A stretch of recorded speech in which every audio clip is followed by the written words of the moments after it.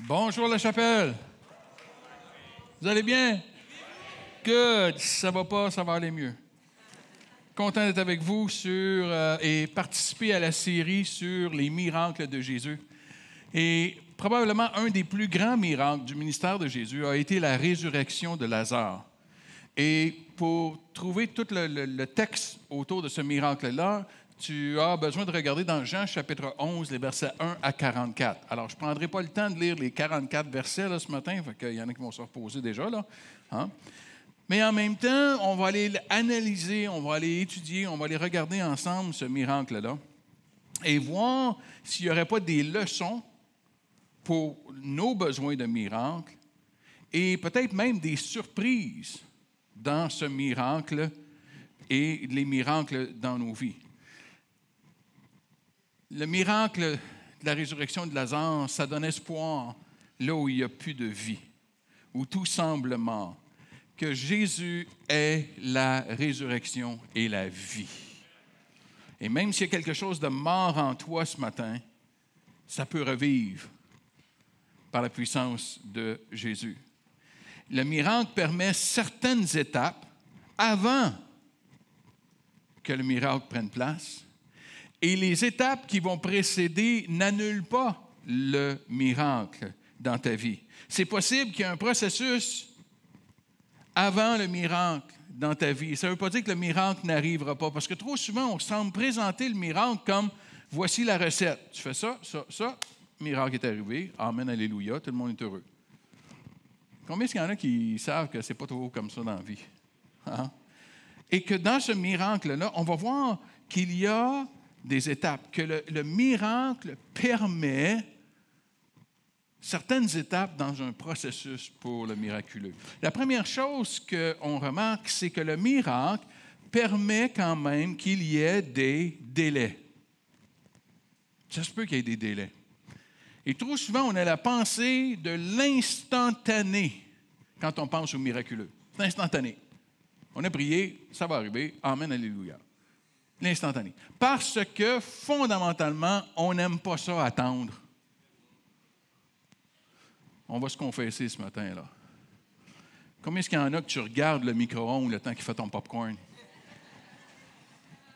Ah oui! Le nouveau iPhone est 0,3 secondes plus rapide que le vieux. Ah, comment je peux vivre avec le vieux? 0,3 secondes. Je l'ai fait encore ce matin en m'en venant d'un feu de circulation. Je sais que je suis le seul à faire ça, hein? Mais tu en ligne la lumière rouge. Va-tu changer? Pas aussitôt qu'elle devient verte, à peine jaunâtre. Le pied sur le gaz. On n'aime pas ça attendre. Mais avec Dieu, avec Jésus, il peut y avoir des délais.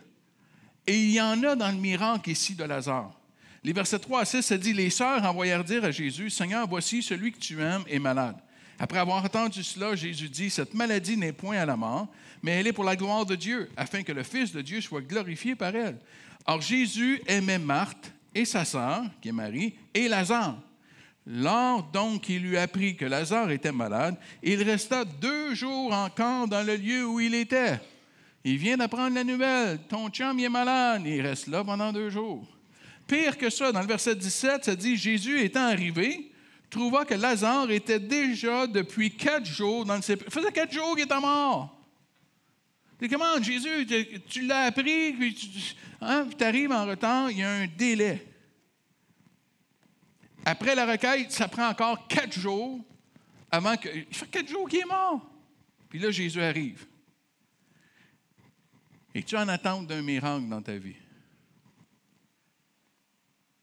Ne mets pas un point d'exclamation où Dieu a mis une virgule dans ta vie. Laisse-moi le répéter. Mets pas un point d'exclamation là où Dieu a mis une virgule. Il y a une saison, il y a un délai, il y a quelque chose que Dieu est en train de faire, il y a quelque chose que Dieu est en train d'agir. Tu ne le vois pas, il y a un délai. Tu penses que tout est mort, il y a un délai, mais Dieu est en train d'agir. Persévère. Le délai ne veut pas dire qu'il n'y aura pas de miracle. Et as-tu vu à quel point on répète dans les passages qu'on a lus, on répète à quel point Jésus les aimait. Jésus aimait Marc, Jésus aimait Marie, Jésus aimait Lazare. Parce que son délai n'a rien à voir avec son amour. Parce que son amour, elle est constante. Son amour ne change jamais. Elle est inconditionnelle. Elle est stable, son amour. Elle est inchangeable. Peu importe tes circonstances, peu importe tes épreuves, peu importe tes délais, il t'aime. Il t'aime. Et c'est possible que parfois tu ne le comprendras pas. Je regardais les jeunes enfants tantôt. Hein? Puis en tant que parent, il y a un moment donné, là, tu as été cruel envers tes enfants. Hein? Puis là, je vois des victimes de cruauté assis devant moi. Là. Hein? Parce qu'à un moment donné, tes parents t'ont dit non, pas tout de suite. Mais je veux manger du chocolat pour déjeuner. Non. Plus tard. On se sentait dévasté. Dieu est plus grand que nous.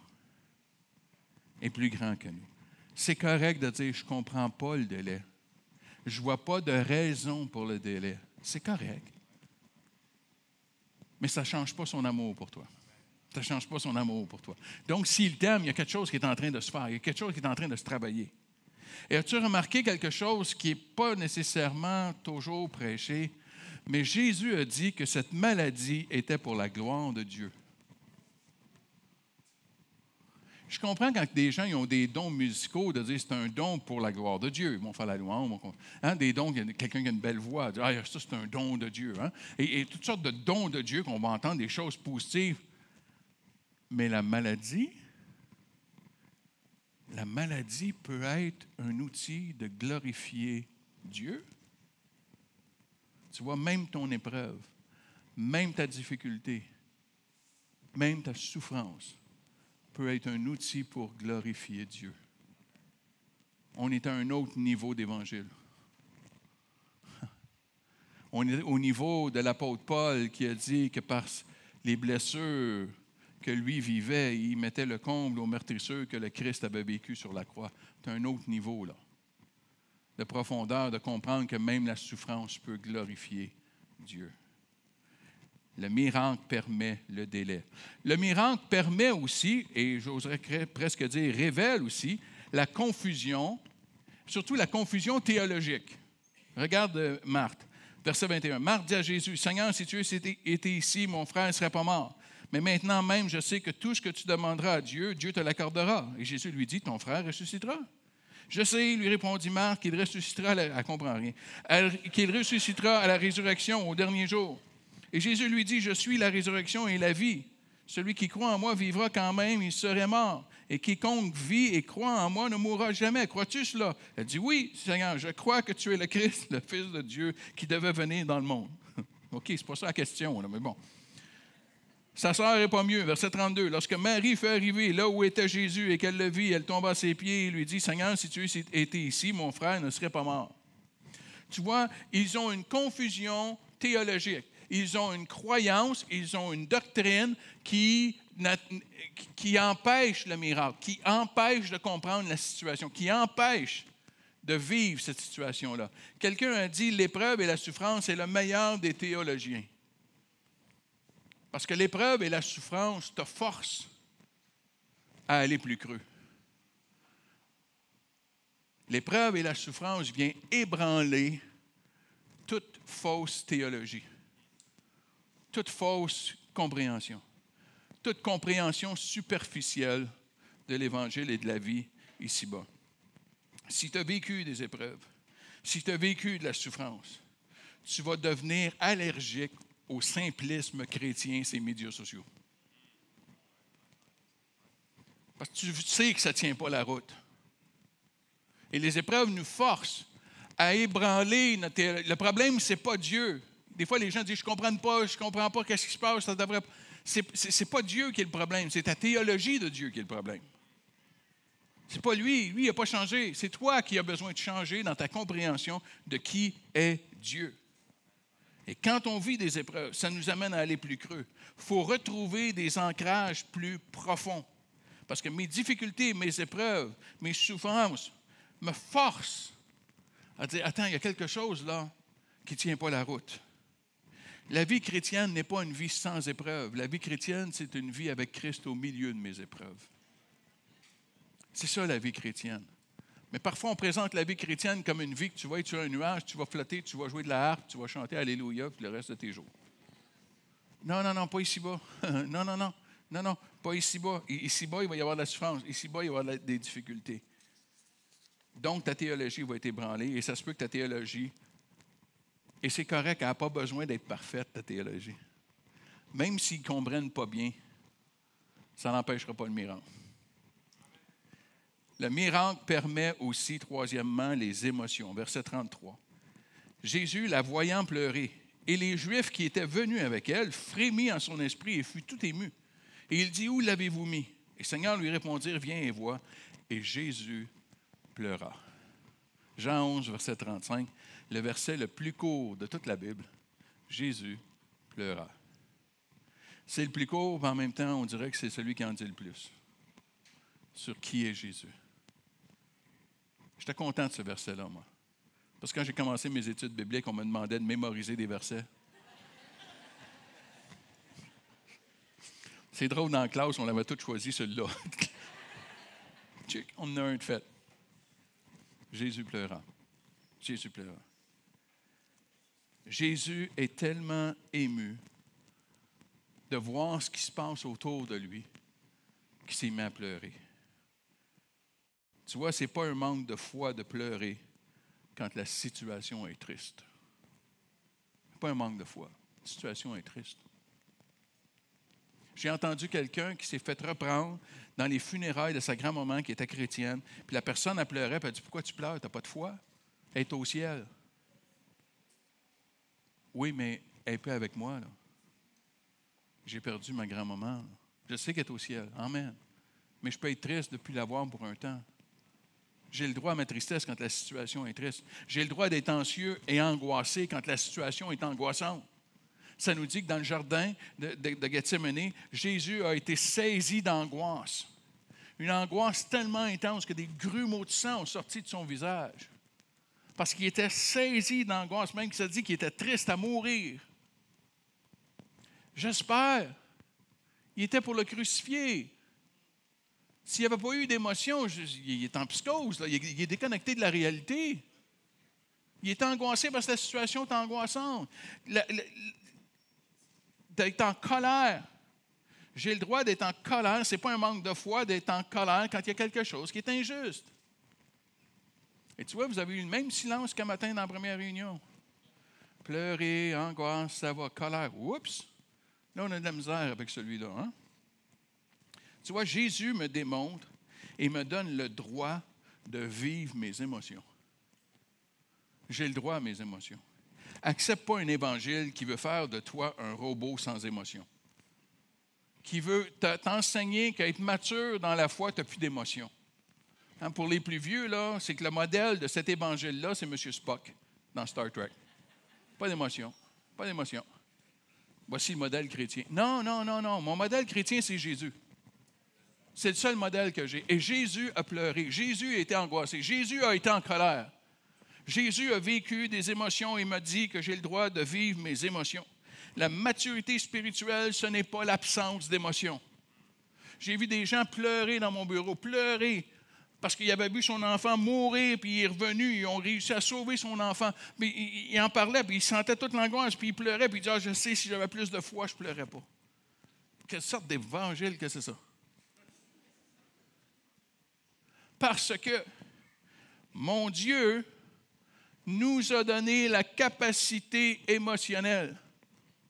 C'est pourquoi? Parce que l'être humain est beaucoup plus riche avec toutes nos émotions.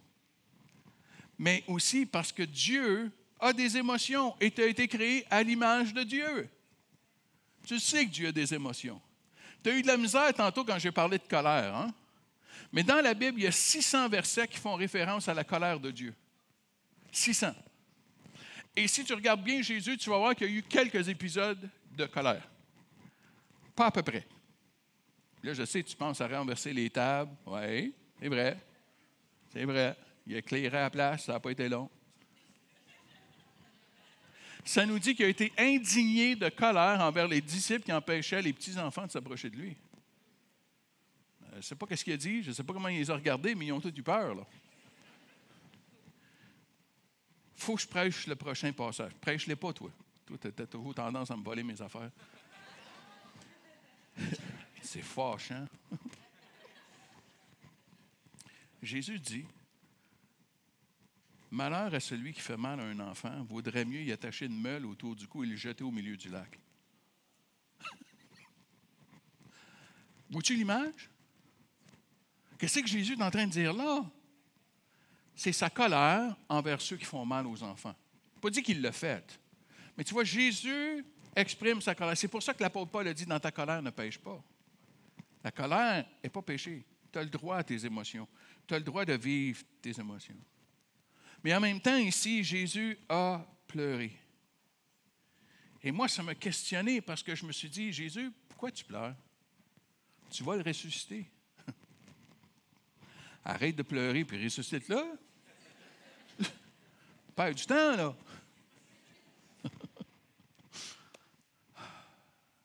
Jésus a pleuré pas seulement pour la souffrance qu'il voyait autour de lui, qu'il savait qu'il était pour soulager, mais il savait qu'il n'éliminerait pas toute souffrance dans la vie de toutes ces personnes-là. La réalité était, et elle est, Marie et Marthe qui vivaient le deuil de leur frère, un jour allaient le revivre. Mais cette fois-là, ça ne serait pas vrai, puis ça ne serait pas jusqu'au complet. Jésus savait qu'il y aurait encore de la souffrance sur cette terre. Et tu vois, le miracle ne veut pas dire qu'il n'y aura plus de souffrance ou d'épreuve dans ta vie. Ici-bas, vous aurez des épreuves, vous aurez des souffrances, nous a dit Jésus. La preuve qu'une fois qu'on a le miracle, on n'est pas garanti, c'est que toutes les personnes qui ont été guéries par Jésus sont mortes. Et Lazare est remouru. La souffrance n'a pas été éliminée. Elle a été soulagée, mais elle n'a pas été éliminée. Mais quel réconfort de savoir que lorsque je souffre, Jésus est là et il pleure avec moi. Je ne suis pas seul. Jésus n'est pas indifférent. Jésus est pas assis sur son trône puis il s'en fout de ce qui se passe. Puis arrange-toi avec tes troubles. Non. Il est là, il pleure. Il pleure. Je me souviens d'un temps où j'ai demandé au Seigneur, Seigneur, tu étais où dans mon enfance? Tu sais ce que j'ai vécu. Puis le Seigneur m'a simplement dit, oui, j'ai tout vu, Daniel. J'ai tout vu. Mais tu étais où? J'étais là. Et il m'a montré des événements, il m'a montré des choses où c'était, c'était toi, ça? Je n'avais pas réalisé que c'était lui qui était là.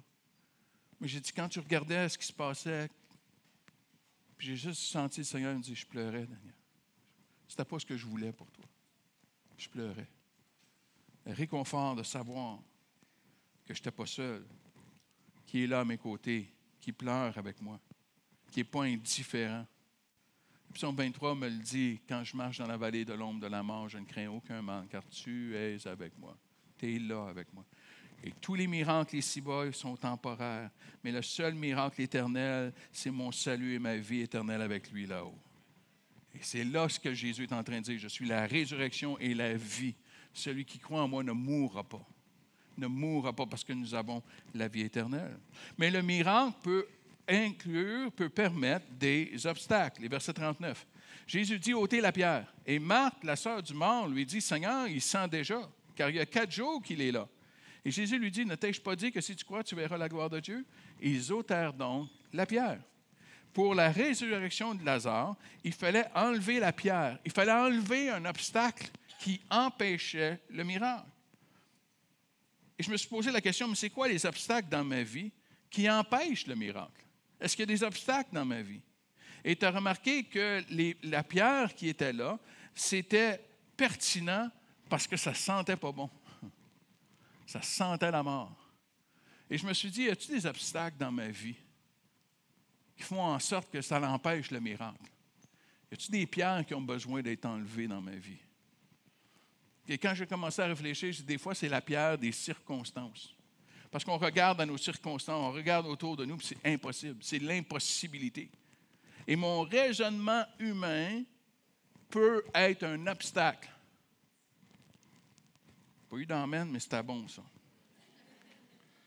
Ma compréhension humaine peut être un obstacle parce qu'elle est limitée pour comprendre la grandeur de Dieu. Que mon Dieu est plus grand que mes circonstances, qu'il est le Dieu de l'impossible. C'est pour ça que Paul dit, quand je me confie en Dieu, je vais avoir une paix qui surpasse toute intelligence. Parce que mon intelligence va me dire, « Hey, tu devrais être stressé, là, il n'y a rien qui a changé. » Et pourtant, il y a une paix. Pourtant, il y a une paix qui surpasse toute intelligence. Il peut y avoir la pierre de doute, parce qu'on va douter. On regarde les circonstances, puis on se met à douter. Et j'aime tellement la phrase avec la série Miracle. Parce que c'est vrai que dans le monde, on dit qu'il faut le voir pour le croire. Mais la Bible dit non, il faut le croire pour le voir. La foi, c'est l'espérance des choses qu'on ne voit pas comme si elles étaient déjà. C'est un don. Il y a quelque chose qui est là. Parce que le doute peut m'empêcher de voir le miraculeux dans ma vie. Mais parfois, c'est la pierre de mes propres comportements. Le sentiment d'être disqualifié, le sentiment d'être indigne à cause de mes comportements, un sentiment de culpabilité profonde, des comportements, des addictions, des dépendances. Ça sent pas bon. Ça sent pas bon. Il y en a, tu serais gêné de me dire qu'est-ce que tu as fait vendredi soir encore une fois, ou qu'est-ce que tu as fait hier, les rechutes que tu as vécues, ou peut-être les choses qui sont passées. Ça sent pas bon. Et dans ces comportements-là que tu te sens tellement mal, j'aime mieux laisser tout bien caché. Je ne veux pas aller là. Ça fait trop mal. Je ne veux pas aller là. Ça ne sent pas bon. Et j'oublie complètement 1 Jean, chapitre 1, verset 9, qui dit « Si nous confessons nos péchés, il est fidèle et juste pour nous pardonner. » Il est fidèle et juste. On a juste à lui confesser nos péchés. J'ai l'impression que mes comportements font en sorte que je ne mérite pas. Je ne mérite pas l'intervention de Dieu dans ma vie. Je suis disqualifié. Je peux-tu te dire quelque chose ce matin? On l'est toutes. Il n'y a personne de nous autres qui le mérite. Il n'y a personne de nous autres qui le mérite. J'ai un jeune pasteur à qui je parlais, puis il dit, je ne me sens pas à la hauteur, j'espère. Il m'appelait pour être encouragé. Oui. Tu ne te sens pas à hauteur? Tu as raison, tu n'es pas à hauteur. C'est en plein ça, tu as tout compris. On n'est pas à la hauteur. Pas une question de mérite. Mes comportements, de disqualifier, c'est sa grâce. C'est sa grâce. Mais des fois, j'ai besoin d'enlever la pierre de l'orgueil. De l'orgueil que je vais être capable tout seul. Je vais être capable. Je n'ai pas besoin d'aide. Ma religiosité devient ma source d'aide. Parce que je lis mes 5 chapitres de la Bible à tous les jours. Il n'y a rien qui rentre, puis ça n'a pas d'impact, mais ça, c'est pas grave, je la lis. C'est une parenthèse qui n'était pas dans la première réunion, ça. Hein? Okay. Hein? Je fais tous les actes, je vais à l'église 2 fois par semaine, puis je fais toutes les choses. Hein? Et je vais gagner ma résurrection par mes performances. Je suis capable.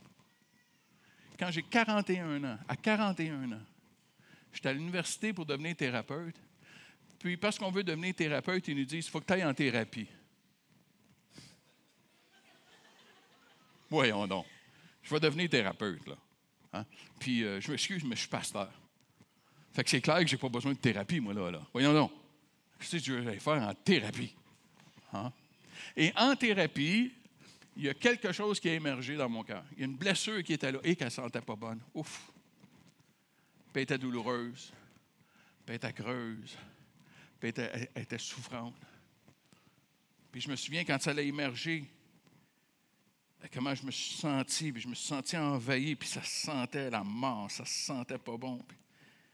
Puis je me souviens, après la session de thérapie, j'ai embarqué dans ma voiture, puis j'ai dit à Dieu, Seigneur, qu'est-ce que je comprends pas, là, je comprends pas, là.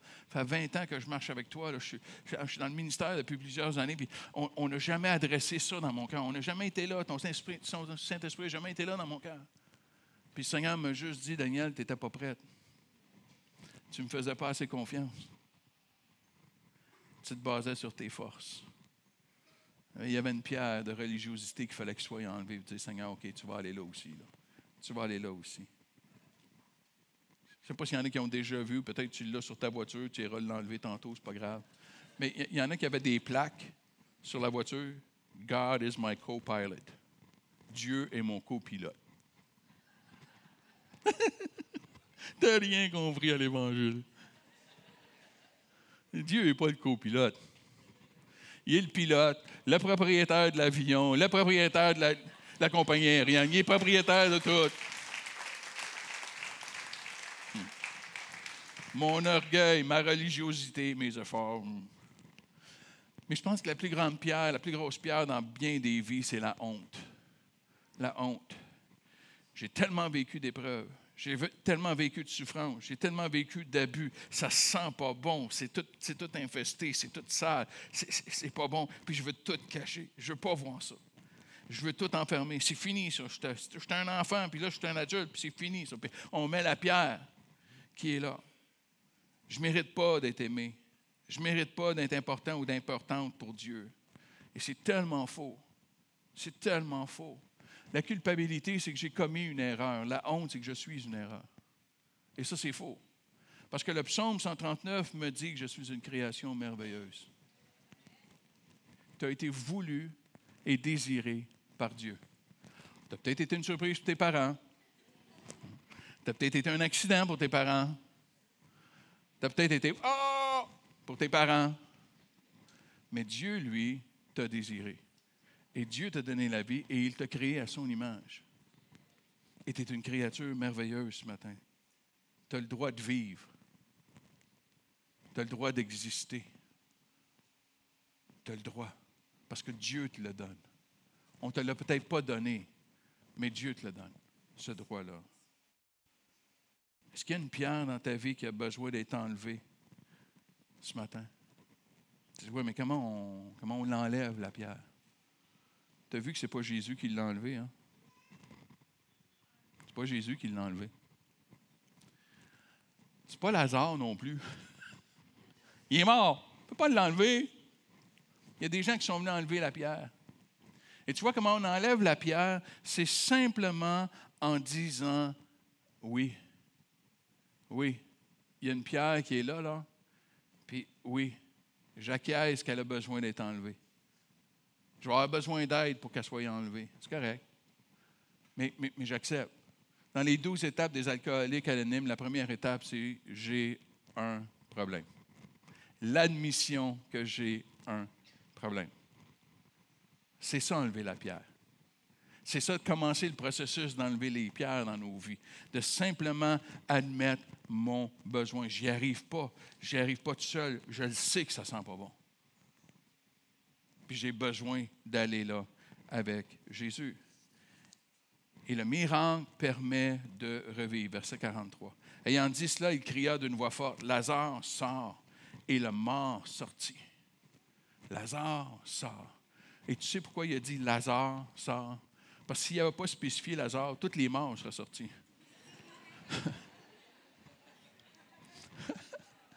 Fait qu'il était spécifique. Lazare, sort.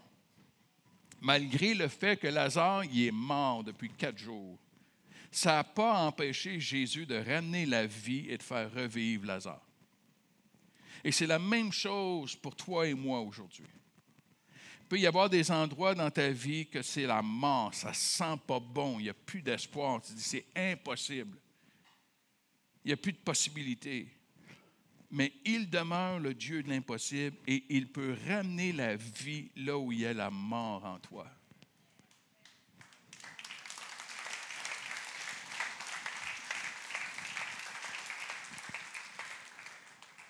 Jésus est, demeure et continue d'être la résurrection et la vie. La résurrection et la vie dans ta propre vie. Que Jésus peut ramener la vie. Il n'y a rien d'impossible pour lui.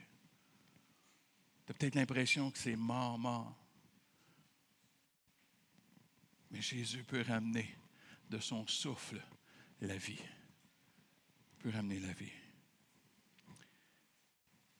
Le dernier point, c'est que le miracle permet l'aide humaine. Verset 44, ça dit, « Et le mort sortit, les pieds et les mains liés de bandes et le visage enveloppé d'un linge. Et Jésus leur dit, déliez-le et laissez-le aller. » As-tu vu que ce n'est pas Jésus qui le fait? Il envoie des gens pour le faire. Le mort ressuscité est encore lié par les vêtements de mort. C'est comme une momie. Fait que quand Lazare, là, il a été ressuscité puis il est sorti de la tombe, là, il n'est pas sorti. Hey, hey, ça va? Hey. Non. Il est sorti comme ça.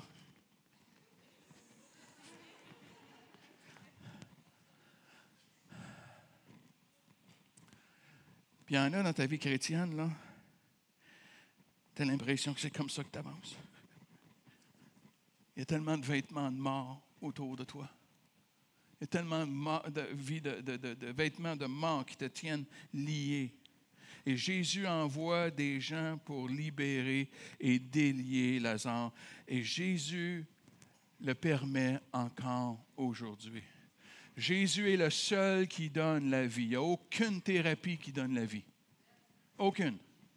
Mais, une fois que j'ai la vie, c'est possible que j'ai besoin d'aide pour me libérer de tous les vêtements de mort qui m'enveloppent. N'est-ce pas là une des puissances et une des forces des groupes des alcooliques anonymes ou des narcotiques anonymes? C'est que tu es dans un groupe et tu partages ton histoire, tu n'es pas tout seul. Puis il y a des gens qui t'aident parce qu'ils ont passé ce chemin-là. Pour guérir de la honte, on le sait que c'est d'avoir quelqu'un pour sortir de la honte, c'est d'avoir la personne qui va te raconter ses pires histoires, ses pires souffrances, ses pires abus, ses pires blessures, dans un contexte d'accueil et de non-jugement. C'est ça qui guérit. C'est ça qui guérit. Ne laisse personne te dire que si tu as juste Jésus, tu n'as pas besoin d'aide de personne d'autre. Ça se peut que tu aies besoin d'aide. Ça se peut. Et je suis content parce que cette Église y croit. Elle y croit. Il y a toute une équipe qui est en place. Elle y croit. J'ai visité une église en Europe, je ne te dirai pas quelle ville. Une grosse église. J'avais été invité là comme par accident. Je n'étais pas supposé, en tout cas, c'est compliqué. Et cette église-là, ils ont des bâtiments, c'est énorme. Et ils ont acheté quasiment tout le coin de la rue. Là. C'est phénoménal ce qu'ils ont fait, c'est incroyable. Et juste à côté de l'église, il y a une clinique de relations d'aide. Je dis, wow! Vous avez une clinique de relations d'aide, de psychologie, puis de psychologue? Oui. OK, là, tu as mon attention solide. Là, tu l'as. Là. OK. Fait que, comment ça fonctionne pour les gens dans l'Église quand ils veulent prendre un rendez-vous, les frais, les coûts, la confidentialité? Moi, je suis parti, là. Hein? Comment ça fonctionne? Puis le pasteur, il est là, il me regarde. Hein? Il dit, mais non! Ça, c'est pour les inconvertis. Les gens de l'Église, ils ont Jésus.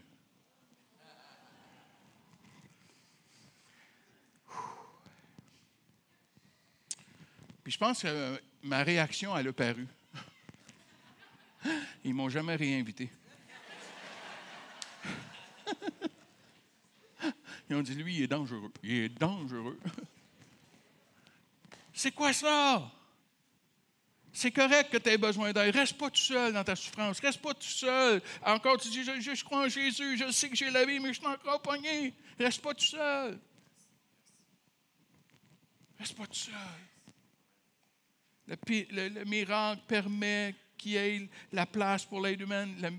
L'aide humaine ne te donnera pas la vie. C'est seulement Jésus qui donne la vie. Mais ça se peut que tu aies besoin d'aide après.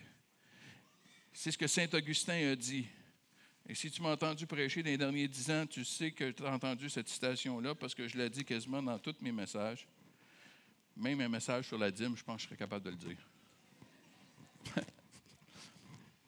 Que l'Église est appelée à être un hôpital spirituel pour les pécheurs et non pas un musée pour les saints.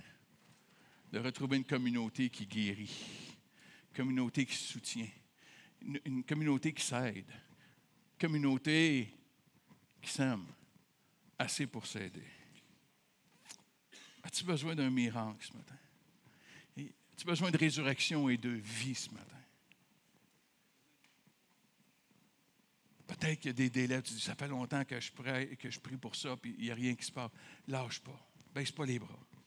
Je comprends. Je comprends que c'est lourd. Je comprends que c'est difficile. Je comprends. Puis des fois, il y a beaucoup d'incompréhension. Je comprends. Mais sache que ça ne remet pas en question son amour pour toi. Parce que son amour est inchangeable. Son amour est inconditionnel. Et c'est OK que tu aies des larmes. C'est OK que tu aies des émotions. Tu as le droit à tes émotions. Parce que la situation, elle est triste, elle est confuse, elle est souffrante. Et entre dans le processus de peut-être voir, y a-t-il des obstacles que j'ai besoin d'enlever, que j'ai simplement besoin d'aide à les enlever. Mais juste d'avoir la foi que Jésus peut faire revivre ce qui est mort en moi.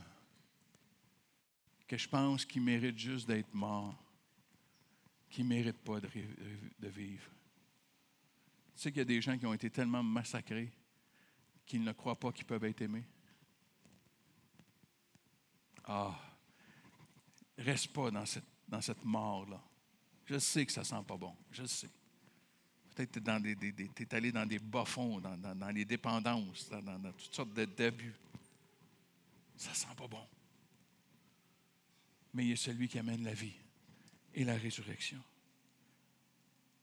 Accepte et demande de l'aide. Reste pas seul. Puis je veux t'encourager, si tu aspires à peut-être vouloir t'impliquer puis faire de la relation d'aide. Peut-être que c'est quelque chose que tu considères à aller étudier en psychologie. Est-ce que je peux étudier en psychologie et demeurer chrétien? La réponse, c'est oui. Souviens-toi juste de qui donne la vie.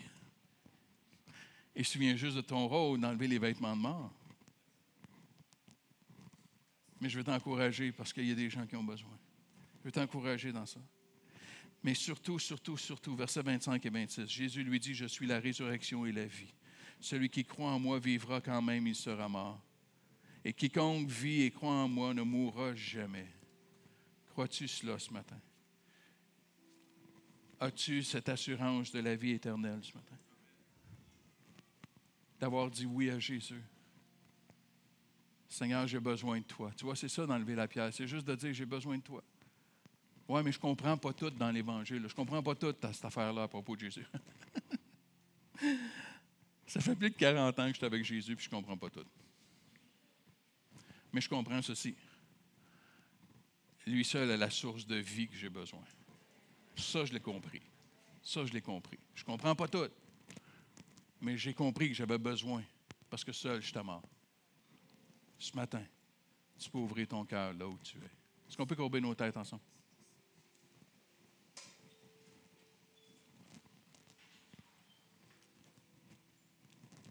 Tu as besoin d'un miracle ce matin. Il y a des choses qui sont mortes en toi. Des blessures, des souffrances, des épreuves, des abus. Ça a tué quelque chose en toi. Puis il y a plein de pierres qui ont besoin d'être enlevées.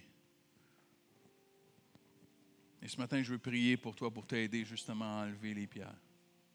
Je veux prier pour toi. Dis, j'ai plus d'espoir. C'est correct, je comprends. Moi, j'en ai. Fait que je vais prier pour toi. Peut-être tu es ici, on t'a invité ou tu es venu par curiosité. Mais tu n'as pas cette assurance de la résurrection et de la vie en toi. Ta vie est vide. Puis tu le sais qu'elle est vide. Tu le sais que tu n'es pas heureux. Et je ne te parle pas d'un bonheur éphémère, je te parle d'un bonheur profond, existentiel. Un sens à ta vie. J'aimerais prier pour toi aussi ce matin. Si tu te reconnais dans un de ces groupes-là ce matin, voudrais-tu lever ta main là où tu es, juste pour que je sache pour qui je vais prier dans quelques instants. Mais j'ai besoin d'un miracle dans ma vie. Ça ne se sent pas bon. Il y a des blessures, il y a des souffrances, puis ça ne sent vraiment pas bon. Si tu connaissais tout ce que j'ai vécu, peut-être c'est de sortir de la honte, de réaliser qui tu es en Dieu. Et surtout de ressentir tout son amour. Peut-être que tu es ici pour la première fois et tu dis, Seigneur, viens dans ma vie. Je sais que je suis perdu et je ne comprends plus. Là. Je le sais. Juste de lever ta main là où tu es. Seigneur, je te prie pour chaque personne qui ont levé leurs mains. Je te prie même pour celles qui ont même pas la force, tellement se sont accablées de lever leurs mains. Ils ont honte, ils sont gênés. te prie maintenant, Seigneur, que tu viennes enlever les pierres qui empêchent possiblement que tu viennes faire ton œuvre dans leur vie. Viens souffler le vent, le souffle de vie. Viens souffler le roi, le souffle de vie, qui fait revivre ce qui était mort, qui relève la tête de celui qui est abaissé, de celui qui est courbé. Viens faire ton œuvre de guérison dans les cœurs ce matin. Je te prie pour ceux que c'est peut-être la première fois qu'ils ouvrent leur cœur pour que tu viennes dans leur vie. Je te prie, Seigneur, que tu viennes faire une œuvre dans leur vie maintenant, qu'ils ressentent ta présence, qu'ils la ressentent, qu'ils ressentent ton pardon, pardon des choses qu'ils ont faites qu'ils n'auraient pas dû faire, les choses qu'ils n'ont pas faites qu'ils auraient dû faire, qu'ils ressentent ton pardon maintenant. Seigneur, merci pour ton amour inconditionnel, peu importe où j'en suis, dans mon besoin du miracle. Restaure mon espoir, mais surtout garde mes yeux fixés sur toi, parce que tu es ma résurrection, tu es ma vie.